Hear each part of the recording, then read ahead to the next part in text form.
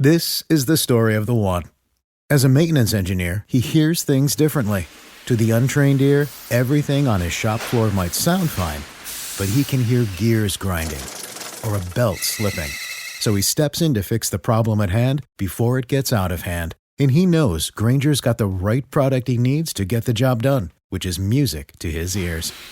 Call, click Grainger.com, or just stop by. Grainger, for the ones who get it done.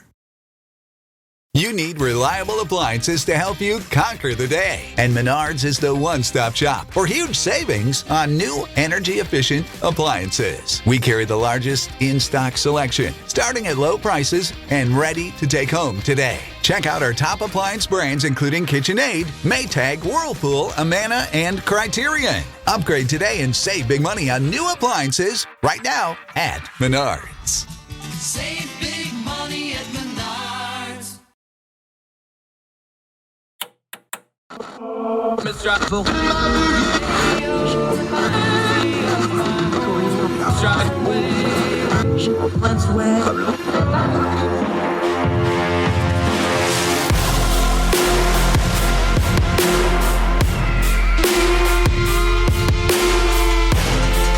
your host, Andrew Donaldson. This is Heard Tell. Heard Tell Show. It's Monday, March the 7th. I'm thrilled to see you again. I'm Andrew Donaldson. Welcome back to Heard Tell.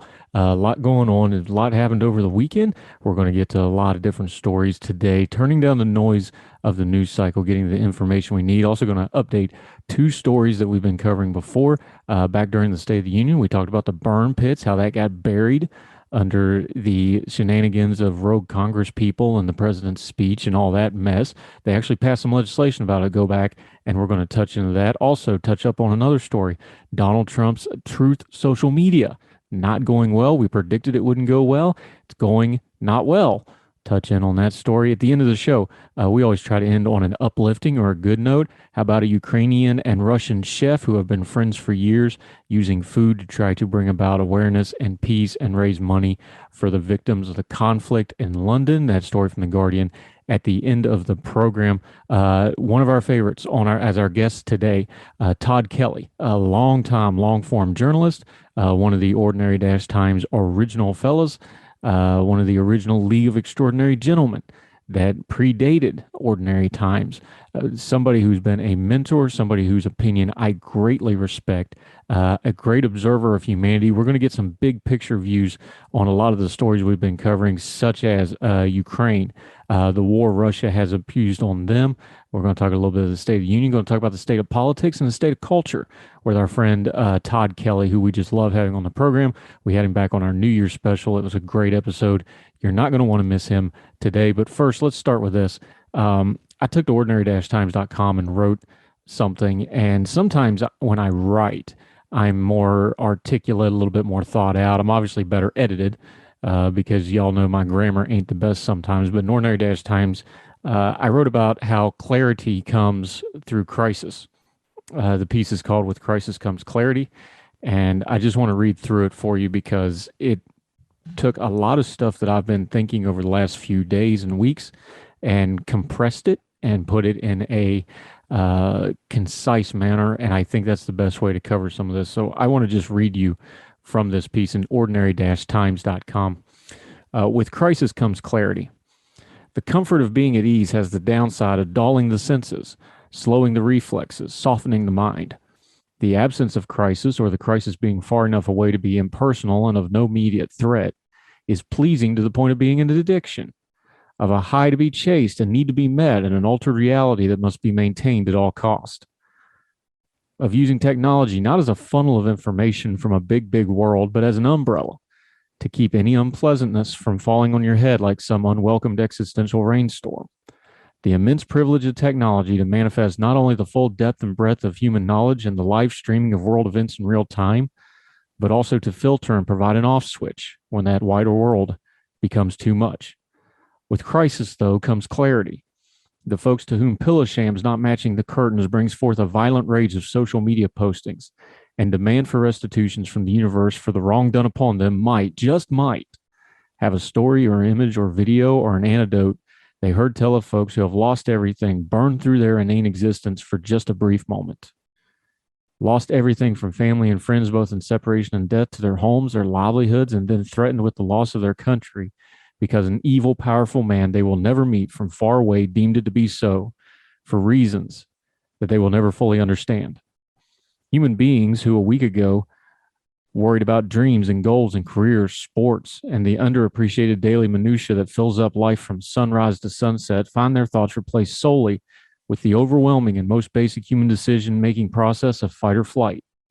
The stark images of desperate people not only contrasts with the peaceful lives of others far away, but gives lie to the overblown angst of daily dramas, amplified by a lack of more pressing matters. But with crisis comes clarity. Words and phrases start to mean something very different, or more precisely, begin to mean what they should have meant all along before they were bastardized by convenience and social media trends. Terms like fight and struggle and protest, so easily applied to anything at all that requires the slightest bit of effort, start to pale against the knowledge that far from buzzwords optimized for search engines, they are nomenclature for desperate acts by desperate folks desperate to live one breath more. The performative version of protest, the crisis of fighting as a virtue unmoored from whether there's a just cause or not, a struggle of choice as opposed to one thrust upon the innocent, wilts in shame as the onanistic pursuits they are, or they should wilt in shame if such charlatans are capable of the sensation that keeps most functional adults between the lines of good public behavior. But with crisis comes clarity. The duly elected leadership of a people struggling for survival, doggedly defying the dictator who rigs elections, murders dissidents, and oppresses his own people, press, and followers, ought to bring into focus what is and is not proper leadership in a government. On the scales, such evidence demands a verdict against the politics that ask not who lead in a crisis, but who promises to give the right combination of constituencies the right amount of promises to obtain their financial and electoral support. We demand our elected leaders and institutions to be wholly reactionary to our whims of the moment, sensitive to the lightest breathed word of our longings. And then we wonder and marvel at why those same supposed bulwarks against the bad of the world flinch at the mere hint of crisis. The seemingly regularly occurring habits of voting for the highest office, not on the merits of the candidate, but on which one would be the lesser of various and sundry bad choices. The unspoken and conceded point that picking between the lesser of the two bad choices always results in picking something lesser, and then empowering that lesser with the trappings and power of office, which perpetuates and empowers the lesser thing until it becomes the norm. Thus, a free people meanders and justifies their own ever-lowering standards, all the while wondering just what in the hell happened and whose fault it is. Probably why they don't allow mirrors in the voting booths. That level of reality might just be dangerous. But with crisis comes clarity. We realize the great evils that envelop the world from time to time are usually preventable, but rarely prevented. That today's crises were yesterday's shoulder shrugs, last year's scoffs, and the last decade's unthinkables.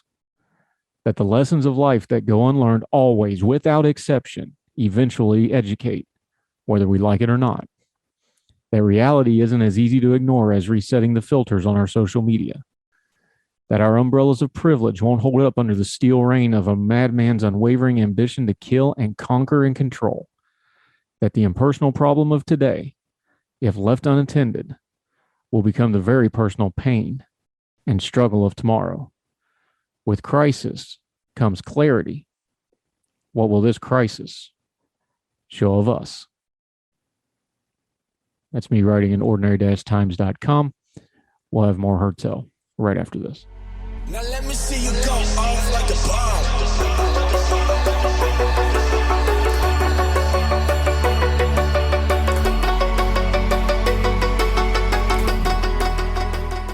Welcome back to Hertel. A story we covered before. We're going to touch back in on it. Truth Social Media. That's the Donald Trump-backed social media platform that's supposed to replace Twitter and all manner of other things. In fact, it looks so much like Twitter. I'm surprised Twitter hadn't sued him yet, other than they may not be worth the trouble when we cover this story. The rollout's been a disaster. We covered it when it first came out. Part of the problem with this is with all of these quote-unquote alternative media sites. Look, we're free speech advocates here. Anybody that wants to start a company, fine, go for it. God bless. Go forth. If you're not doing damage to the world, I hope you succeed. The problem is these kind of sites, they're just getting the same amount of people to run back and forth between the sites, and they don't really ding the existing sites like Twitter and Facebook, because the truth is the people that go on Twitter and Facebook and other places and complain about how much they hate it have to be on there because their hate validates their stuff. That's where the fight is. And they go to these other places, they wind up in an echo chamber where there's nobody fighting back against them. They get bored and they move on. Well, enter Truth Social. This is from the Daily Beast. In recent reach, sources have heard the former president, meaning Donald Trump, on the phone swearing gratuitously and asking things like what the blank is going on with Truth Social. He's repeatedly groused about the negative press and the less than stellar optics of the rollout, these sources say, reading from the Daily Beast again.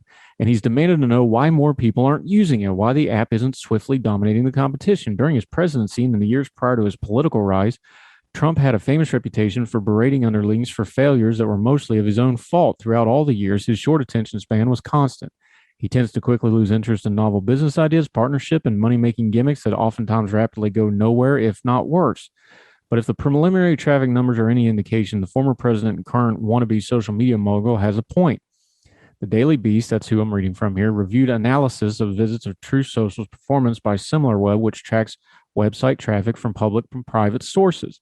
The company figures for the MAGA social network, with only an estimate based on incomplete data, are nonetheless anemic. Trump's own social media platform is doing either worse or similar as the same other MAGA social sites like Gab, another pro-Trump competitive website that's been especially beloved by, well, Nazis, and Gitter, and a platform confronted by one of Trump's former top political allies, Jason Miller. SimilarWeb's estimates show a sharp spike of around 2 million daily visits to the site when it first debuted, before traffic dipped to an average of approximately 300,000 visits each day, putting the site on par with Gitter. Meanwhile, the far-right Gab has an average of 650,000 daily average visits in the same time period. As of Friday, this is last Friday, Truth Social was 72nd most popular free app in Apple's App Store, a far cry from Facebook and his formerly beloved Twitter, which is 22 and 5th respectively, both of which have booted the ex-president after the January 6th riot. The relatively light traffic could explain in part by Truth Social's waiting list. They tried to sign up. They got put on a waiting list instead of getting in the app. That backlog waiting list is in the hundreds of thousands. It's a total mess. Couple of real quick points here.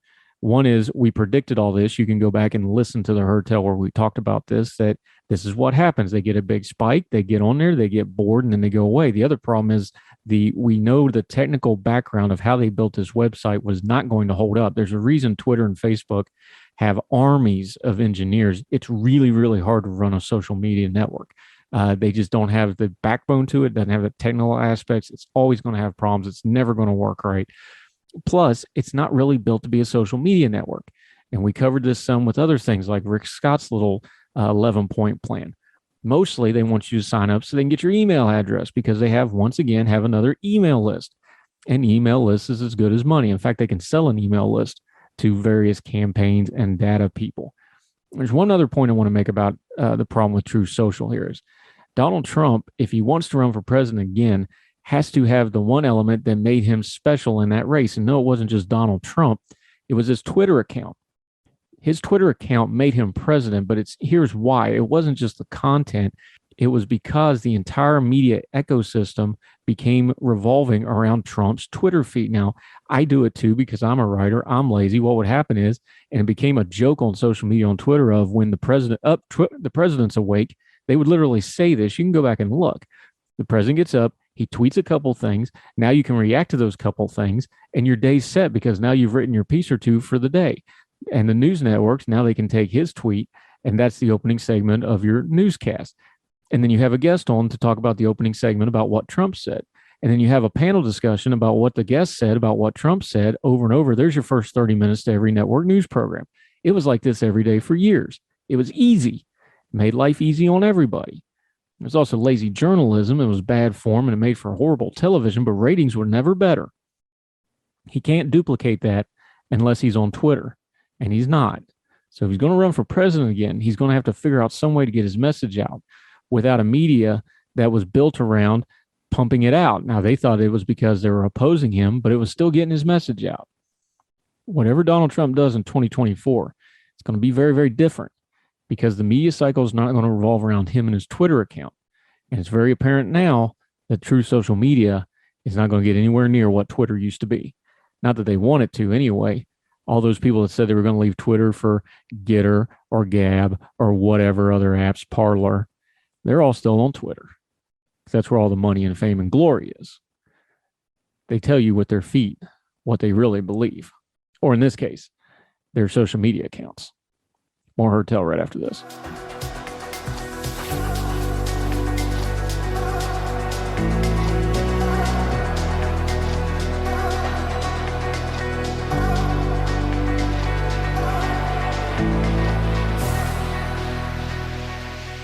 Welcome back to Hertel. One of our favorites. Haven't talked to him this year because he was our New Year's guest on our Blowout Spectacular, where he was the whole episode because right.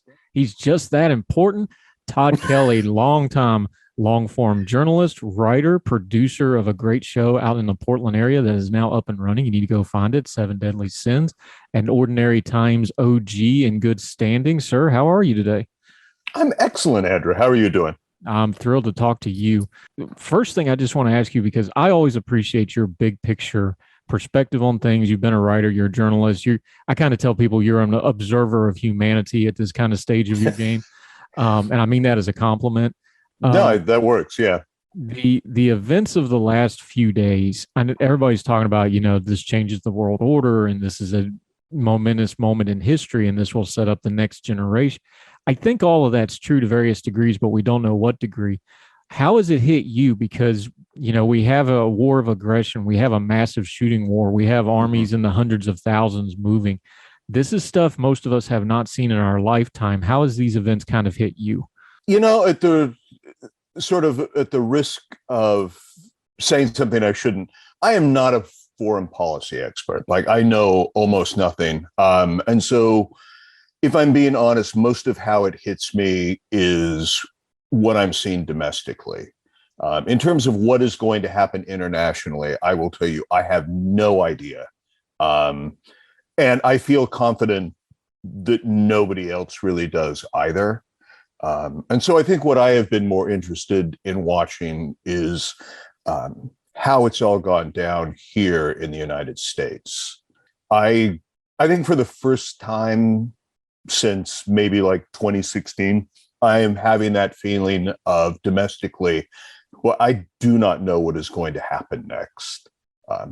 I certainly did not predict the GOP and at least most conservatives turning on a dime on Russia and Putin and really Trump, at least with this one thing. And I didn't foresee it. It surprised me. I don't know if it will last, but as I say, for the first time in 2016, I don't know what's next for us domestically, and I can't even hazard a guess.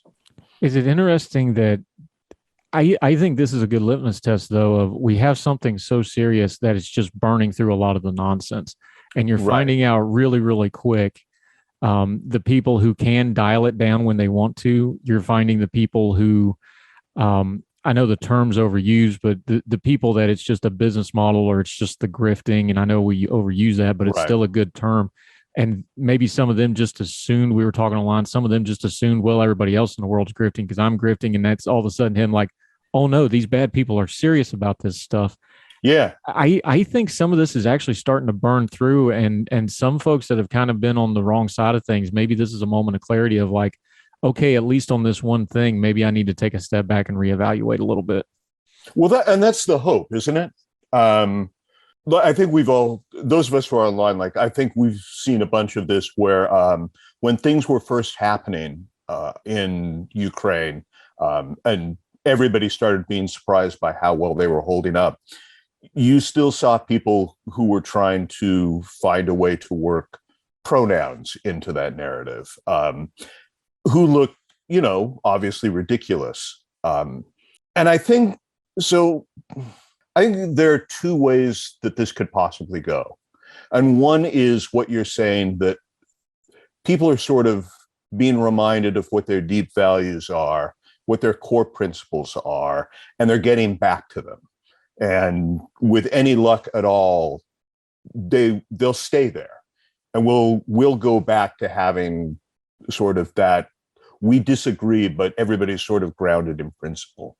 I think the other possibility, which I think is just as likely, unfortunately, is that it's more a reflection of a complete lack of foundational principles, that everybody switched sides on the Ukraine super fast as the wind was blowing, and then potentially they'll drift back to where they were as soon as this is over. Like maybe what I hope it's not like, to give like the best analogy I can give is I hope it doesn't end up being like January 6th of 2021, where you remember there was that period of about a month where everybody on both sides sort of, this is bad, this is wrong, this is not who we are. But that didn't last. And I'm hoping that this with the Ukraine lasts. I don't remember seeing this much positive energy about democracy and the forces of good and standing up to evil as I've seen this weekend. I don't know how many years. Is that I hate to like, and I don't even know that it's going to go well for the people in Ukraine over time. And so I feel bad saying that, like, I find something hopeful about this, but I do. Yeah, I find it hopeful too, because it's an indictment on us. I was talking about it this way. This is part of the American privilege, is that we get to pick and choose our problems. But it really does, and it's an indictment to us, but it's just the truth. When we see evil, we do tend as a nation to rise to it historically. And there was a lot, we just spent a couple of years debating of, well, could we rise up to a World War II moment? Are we still that kind of a country?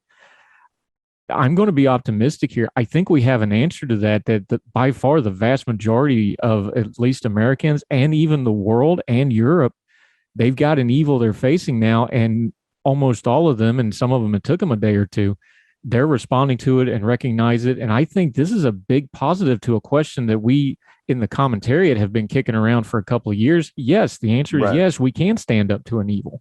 Yeah. And like I say, it may not last, but for the moment, I think that I just want to live.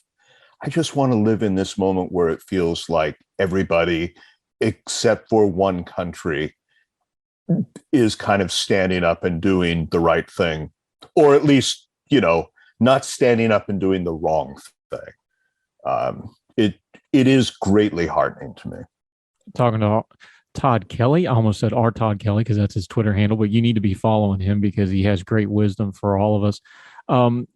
Something in your largesse as a longtime journalist, though, I think this also cut into how we consume media in America, because all of a sudden the commentary and the panel shows just don't seem quite as important. And I know, look, I'm already one of those people. I get a lot of overseas news anyway because I just can't stand network news in America.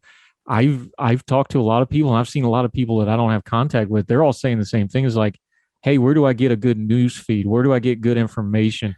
This has definitely been a technology event. It's been a world event because it's being live streamed from the people involved in it. Is this going to be a clarifying moment in American media where we start going, okay, the old method of covering these live events is different because everybody's a journalist now and everybody can go get their media? Do you think the national media and the network media has a moment of, wow, we're kind of getting bypassed on one of the biggest stories in decades? No. I wish, I wish that were the case, but I think we're going to continue to see the same pattern that we have, where the vast majority of what refers to itself as the news media is in fact simply an entertainment vehicle that's designed to make money. And a very small subset of the news media is actually journalists and investigative journalists doing day-to-day leg and grunt work. And I don't see anything that's going to change that because, basically because that's the way that capitalism works. And that it is very expensive comparatively to go out and produce real journalism, and it doesn't sell as well as the cheap stuff, where you have a couple of talking heads on and yell at one another. Like, that costs nothing to produce other than, the salary of your host. And so I think that is going to be the dominant news media for a very long time. Yeah, we joke about it, but you have the opening segment, and then you have the guest to talk about the opening segment, and then you have the panel discussion to talk about the guest talking about the opening segment. There's your first 30 minutes of every news program right there. Yeah, and I think what we don't like, I don't think this gets pointed out as much. I know that I think we've talked about this before, but most of the people who are on the panel are there to sort of draw eyeballs. Almost nobody is an expert on what they've all gathered to talk about. Almost nobody has any kind of special insight. But that's not, but people don't, it's not something I think that people come to with the expectation that they are going to get a deeper understanding. I think that they come either to be entertained or to have a particular idea that they would like to have actively reinforced. Yeah, it turns into a funnel really quick. Right. It was one thing we've tried to do, and not just our little program, we do it at Ordinary Times too. It's like, what a concept. If you have a science question, go ask the science expert. If you got a cybersecurity question, and the panels, and I'm not knocking them, I'm just picking them, but the network news programs, like a CNN, it's the same 7 or 8 people on every panel for every subject, no matter what it is. Yeah. And all due respect to them, I'm sure they're fine people with fine insights. But when you have the same, how this works, you produce shows. When you have the same 8 people in the same green room over and over and over again, there's going to start being some, there's going to start being some groupthink in there somewhere, just because human nature is undefeated, isn't it? Yeah, I mean, there's that classic moment from a few years ago where Anderson Cooper, who I genuinely like he seems a really likable guy, but there was that moment where, and you probably remember this, where he was interviewing Jeffrey Lord about something, who was a regular guest and a friend of Donald Trump's. And at one point, Cooper sort of breaks down and says, well, of course you're saying that, you're just a shill. You just repeat whatever Trump says. And the question that I couldn't understand why he was not asking himself was well, why do you have him on every other day? If he has nothing to contribute, why is he a regular guest of yours? I know, because pro wrestling, you got to have a heel to have a good guy. You got to have a bad guy to argue with. So that's the thing. Yeah. We're talking to Tod Kelly, a good friend of ours. We get him every so often. Love having him on the program. We're going to continue to talk to him more. A little culture, a little media, talking about Ukraine and the greater effects domestically, as he calls it, here on America. More with Tod Kelly right after this on Heard Tell.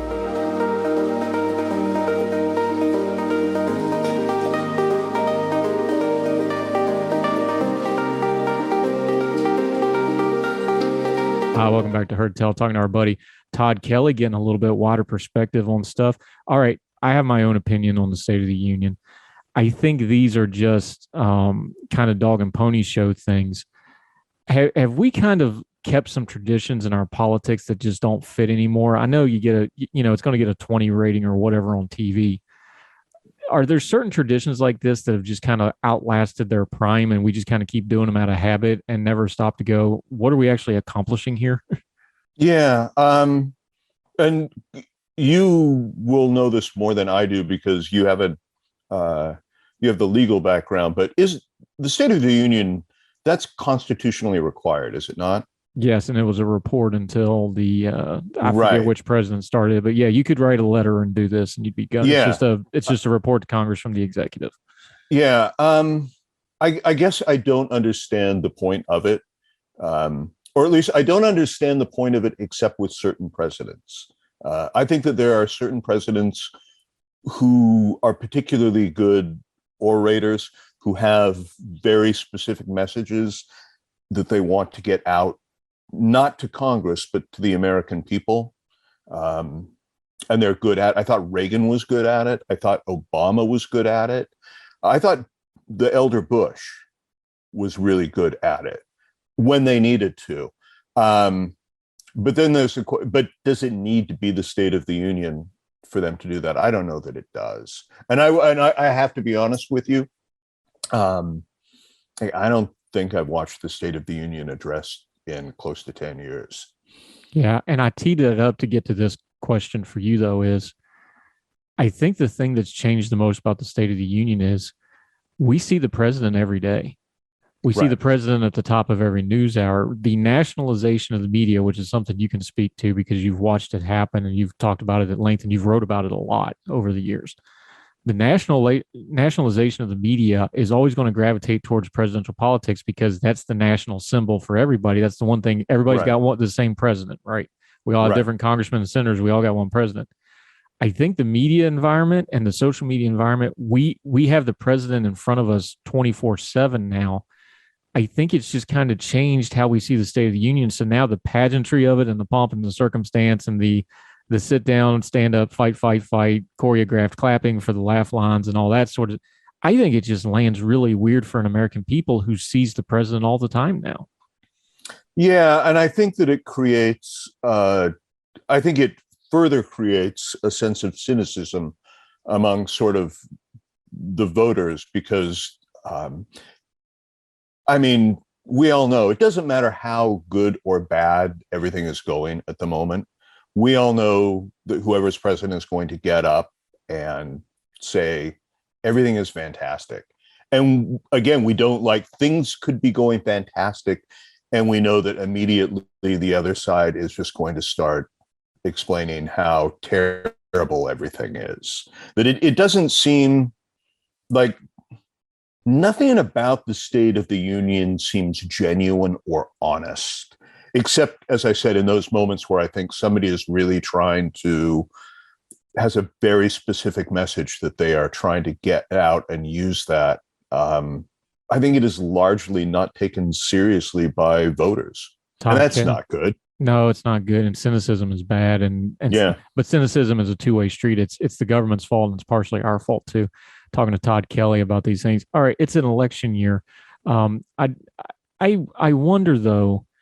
We talk about how partisan everything is, how divided everything is. We know cyclically what should happen this year. You know, the Democrats are probably in for a rough year just historically. That's just kind of how these things go. But I really wonder, how much do you think our elections are really a reflection of our people right now, and how much of them are just turning into cyclical things? And I know that's a little bit of a deeper question, but we get into this nonsense about every election being, I'm on my 9th most valuable election of my lifetime, I think. I don't know what one you're on because I don't want to call you older. But we just very much older. Yeah. Yeah. But we just keep talking about this over and over again. And it's like, there's so much gridlock right now. A lot of this is just kind of habits and cycles and stuff like that, more so than actual trends. And then we try to read trends into them. Does it feel like that to you sometimes? Yeah. And I think I would go a step further than what you're saying. I don't even see it as gridlock anymore. I think that I sort of now view people who run for office as doing it mostly for reasons of celebrity. Like if you were to make a list of the top, I don't know, the top 20 legislators that you could name off of your head because you see them on the news and everything, like constantly, and there are people are always talking about, I would ask you to go back and see how many pieces of legislation, any of them serious legislation, not even passed, how many have they introduced over the past 10 years? If you like weed out symbolic stuff that they're like, how much actual governance is being done? And I don't know that there's a lot. No, and we know that because if legislation goes anywhere, or let me rephrase that, meaningful legislation, it's in an omnibus bill with a whole bunch of other stuff. It's slid into a financial crunch where they just have to pass it. They'll stick it in the back of the DOD funding, something that has to be passed. So you can scream that you don't love America if you don't vote for this post office over yonder somewhere, that sort of thing. Yeah, Marjorie Taylor Greene is like a great example. I mean, she's been stripped of committees. She has no legislative power whatsoever. And yet you can't deny that because of the way everything's set up now, she really is one of the most powerful voices in Congress right now. Yeah, you bring her certainly up. Far more powerful than people who like go to work every day and write bills and try to get compromise who you never hear about. Is media power now? We used to joke Yes. about Twitter ain't real life, but we looked at what used to be power in Congress, where you had an LBJ who would literally just stand and lean over people until they did their legislation the way he wanted them to. Right. And I've always told people, you think Trump was profane, you should read up on LBJ sometime. Trump's a piker in comparison. Yeah. But that used to be the power, like the back rooms, the smoke-filled rooms, cut and deal. Mm-hmm. Is the power now really the social media influencers that just happen to hold office on top of it? Is that really power now? I think it is a hard question for me to answer, because I think the question that I keep coming with when I try to answer that is, what is power? The GOP, from one point of view, somewhere along the way after 2012, seemed to amass a huge amount of power nationally, in terms of being elected to office. But how much of what the GOP traditionally ran on and they wanted to do, and laws they wanted to pass, did they ever get done? I'm having a hard time thinking of any.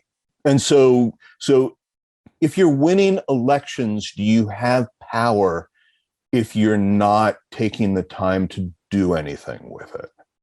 And I don't know the answer to that question. Yeah, well, none of the rest of the nation does either, including me. Yeah. So I think that's something we need to wrestle with. You brought it up, so I'm going to go there on Marjorie Taylor Greene. Okay. We know what she did. CPAC was in Florida. That means Fuentes and his knuckle-dragging morons had their hate fest in conjunction with CPAC, because they follow around all the big conferences and have an adjacent. We know she attended. She took multiple pictures with them all together. Representative Gossard out in Arizona has also spoken to this group. This is a straight-up hate group. They're Holocaust deniers. I hate using this term because I think we overuse it in the broad spectrum of prejudices, which is ignorance and fixable, and this is an evil, wicked thing. But they are racist. They're not really hiding it. Yeah. What do we do here? Because I get annoyed. I put it out on Twitter. I'm like, she needs to be expelled from Congress. Congress has a mechanism, 2/3 vote, and they're expelled. That's a very high bar. Right. And I just get person after person after person like, no, that supports the will of the voters. I'm like, you don't want the precedent. They could throw you out for saying something. I'm like, no, it's 2/3, man. Do you know what it takes to get 2/3? You can't get 2/3 on the naming of a post office nowadays. Right. I'm just shocked. I guess I shouldn't be as hard and as cynical as I get accused of being. There's validity to the accusation. How in the world is this person in Congress? How is Gossard, who may literally be losing his mind if you go listen to some of the clips of what he's saying? How are these people in power and Congress hasn't ejected them? I know the answer is partisan politics. Is it the wider country just doesn't really realize who these people are? What is it? Because it just befuddles me that these unworthy people hold office. So, yeah, one of two different possibilities. And one possibility is that people simply aren't paying attention, and they don't know who these are, and they're not really interested in learning. I think the other possibility that I don't think that we should dismiss out of hand is that voters know exactly who Marjorie Taylor Greene and these people are and vote for her because of that. Is it the thing where it's they get to say the things out loud we don't want to say? Because I think there's quite a bit of that on social media. I know a lot of people like to couch terms, especially when it comes to racial stuff, comes to anti-Semitic stuff. Is there just an element of that where they may not even be completely true believers in the hatred part of it? They just like people who get to say things they're forbidden from saying. I think that there's some of that. I don't think you should ever discount on any side of the political fence the power of attempting to build coalitions against a capital O other. And sometimes that other are immigrants or globalists or who knows, or people who put pronouns on their Twitter bios. Let's put it this way. back when I used to write for Ordinary Times, one of the things that I used to write about a lot was people in the GOP needed to stop saying certain things, because if they didn't, their voters were going to vote them out of office. And I firmly believe that. But what I have seen over the past 10 years since then is that the more things like that certain politicians say, the more votes that they get. And there are places I don't want to go with that knowledge because I don't want to reach the conclusions that I might get, but I can't deny that I've seen that. Yeah. And human nature is undefeated. And I think one of the big problems we have culturally is we just don't want to talk about human nature first and then try to solve problems second. Right. But that's a deeper conversation for another day. Tod Kelly, I always appreciate your insight, sir. You've been a wonderful friend and mentor to me, and I appreciate you greatly. And I will thank you publicly every chance I get. Let folks know where your social media is so they can get more of your great wisdom and your occasional writing at ordinary-times.com, which we always clear the deck for you. You can follow me on Twitter at @rtodkelly, and that is where I'll always announce new pieces dropping. So, yep, and check out his shows if you're ever up in the Portland area. Yeah. They're back up and running. 7 Deadly Sins, easy to find. They got a couple different. Tell folks real quick what it is, because you've actually got a couple varieties of them now, don't you? Yeah, we have. Most of them are based on personal narrative. So we have a main stage show where we have people tell stories that have happened to them in their real life, and they're fascinating. We've had the story of the woman whose village was bombed when she was growing up in Iran and later was set up on a blind date with an older man who she figured out during the date was one of the people who'd bombed the village. A wonderful gentleman whose daughter had been killed at Sandy Hook and went through a period of time where he couldn't see color, and sort of an act of kindness one day sort of brought his sight back. So really compelling stuff. And we hire musicians to score music to it. But we have a lot of other different kinds. We have a Truths and a Lie show where 7 people tell like the most outrageous thing they've ever done, like a bar story, and one of them's line. And if whoever in the audience can guess who it is wins a prize. Good stuff. Yeah, good human people seem to like it. And good human entertainment, which we need more of. That culture thing, not the war stuff we talk about online. The actual culture thing is in, people understanding each other. Good stuff. Yeah. Tod Kelly, appreciate your time, sir. Really appreciate you. Always good talking. All right. Thank you, Andrew. Always a pleasure to be here. We'll have you back soon, sir. Thank you, Tom.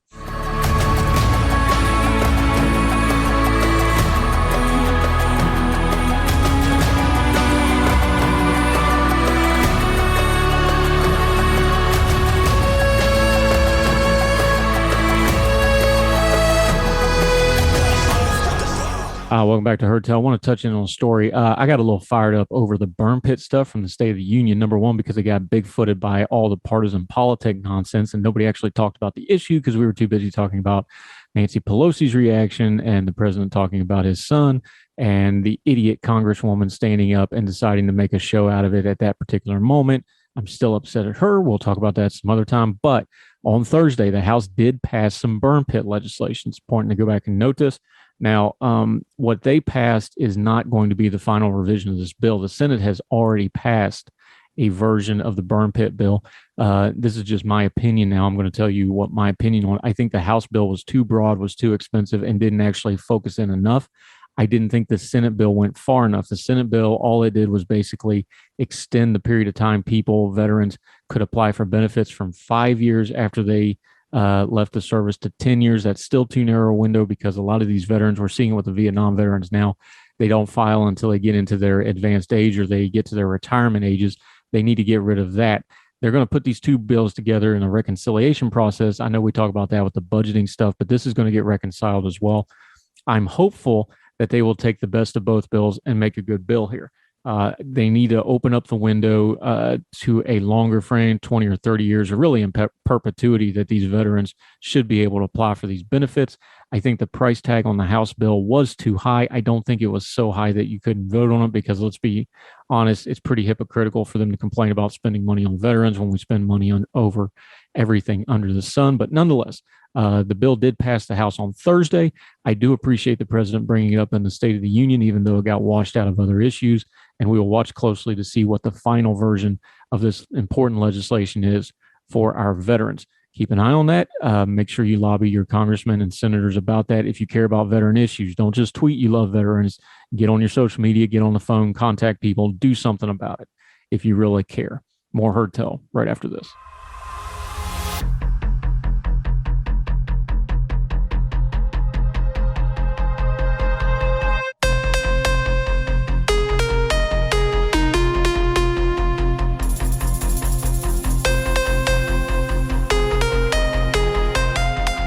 Welcome back to Heard Tell. We always love to end on a lighter note or a good note. This is a great, great story out of The Guardian in London. Alyssa Timonishka, I'm going to mispronounce all these names, I'll just warn you up front, was brought up on a, quote, beautiful diet of Ukrainian and Russian dishes growing up. She remembers her great-grandmother, a Ukrainian Holocaust survivor who immigrated to Siberia following the Second World War, pounding lard and frying vegetables to make a hearty beetroot borscht. That's a Ukrainian soup. Now the Russian chef has joined forces with her Ukrainian best friend, Olya Hercules, in a show of unity in the face of war. The London-based pair, both 37, are the forces behind Cook for Ukraine, an initiative that uses food to raise awareness about the conflict and funds to support the humanitarian effort. Modeled on Cook for Syria, the charity culinary movement that went global in 2016, the campaign encourages everyone to celebrate Ukrainian and Eastern European culture by cooking traditional meals and possibly donating to a Just Giving page. That's a kind of an English UK version of GoFundMe. The hope is that over cabbage pie, variant dumplings, again, I'm apologizing for the pronunciation here, my Slavic is not good, or Ukrainian challah bread, dinners will be more likely to discuss the latest developments. They may be inspired in turn to donate to the relief effort. There's items in this. You can go to theguardian.com. There's all the links in here. But down at the bottom, a wonderful little quote here said, quote, when you can put a relatable message forward with human faces and things people can physically relate to, like food, we're really hoping the message will get a lot more long-lived and people will sustain their interest. It's an aim to get really close to people's hearts and stomachs. We fully understand that. That's why we do the Twitter Supper Club. Do food, everybody got to eat. Universal brings people together, including a Russian and Ukrainian friends who don't want the war to tear apart their people. That'll do it on Heard Tell wherever you're watching and or listening, whether it's watching on the YouTube channel or listening on any of the podcasting platforms. We sure do appreciate you. Can't do the show without you, because if you're not listening, we ain't got nobody to talk to. And we love the feedback. Been getting lots of it.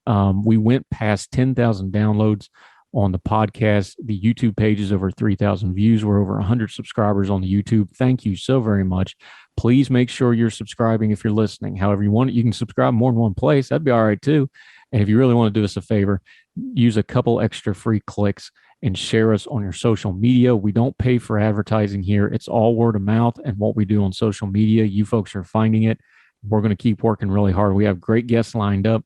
We're going to continue to turn down the noise of the news cycle, talk to knowledgeable people, get to the information we need, because what it's really about is being able to discern our times and what's going on around us and making good decisions about it.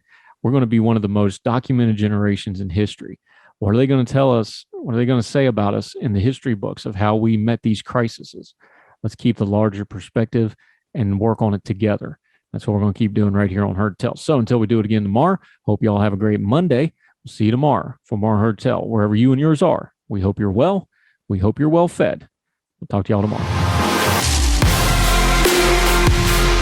All the music on Heard Tell is provided under a Creative Content license from monstercat.com.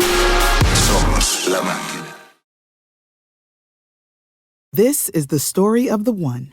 As head of maintenance at a concert hall, he knows the show must always go on. That's why he works behind the scenes, ensuring every light is working, the HVAC is humming, and his facility shines. With Granger's supplies and solutions for every challenge he faces, plus 24/7 customer support, his venue never misses a beat. Call quickgranger.com or just stop by. Granger, for the ones who get it done.